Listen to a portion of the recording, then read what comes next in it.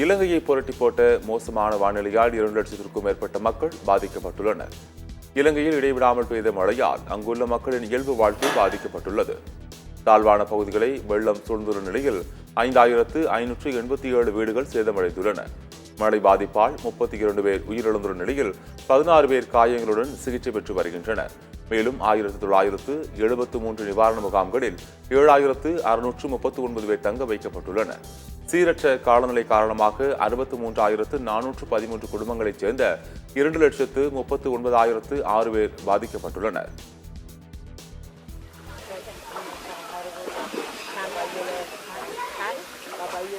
Kasih, Nu.